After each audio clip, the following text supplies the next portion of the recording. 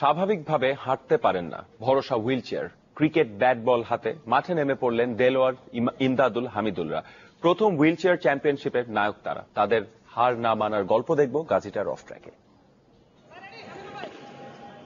নড়াইল মানে সাহসিকতার গল্প, নড়াইল মানে হার না মানার উদাহরণ। যেখান থেকে উঠে এসে বাংলাদেশ জয় করেছেন মাশরাফি বিন মুর্তজা, সেই জেলার সন্তান দেলোয়ার হোসেন। দুজনই ক্রিকেটার। যিনি প্রথম হুইলচেয়ার ক্রিকেটে চ্যাম্পিয়ন করেছেন খুলনা সাইক্লোনকে, তার জীবনের গল্পটা হার মানাবে মাশরাফিকেও। ডিসেবিলিটি আসলে অনেক চ্যালেঞ্জের, এই চ্যালেঞ্জের মোকাবেলা করতে গেলে আসলে অনেক কষ্ট, বুঝছেন।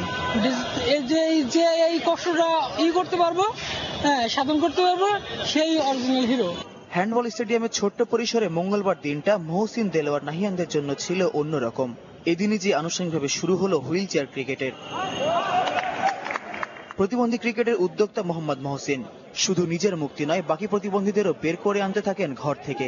আমাদের মতো অনেক ছেলে পেলে আছে এখনো ঘর থেকে বেরোতে পারে না। তারা মানে মানুষের চোখ লজ্জায় বলেন, আমাদের সমাজ ব্যবস্থা আসলে আমাদের খুবই ফ্রেন্ডলি না, একটু ন্যারোর চোখে মানুষ দেখে। আমাদের আস্তে আস্তে পরিবর্তন হচ্ছে, যে পরিবর্তন হচ্ছে তা না, আমাদের আর কিছু সময় লাগবে। ঢাকার ছেলে নাহিয়ান খেলছেন রাজশাহীর হয়ে।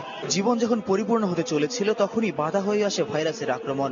এমন কঠিন দিনে অন্য কারো দিকে তাকিয়ে না থেকে নিজের প্রেরণা নিজেই তিনি। তাই তো ক্রিকেট খেলছেন, পড়ছেন বেসরকারি বিশ্ববিদ্যালয়ের কম্পিউটার প্রকৌশল বিভাগে।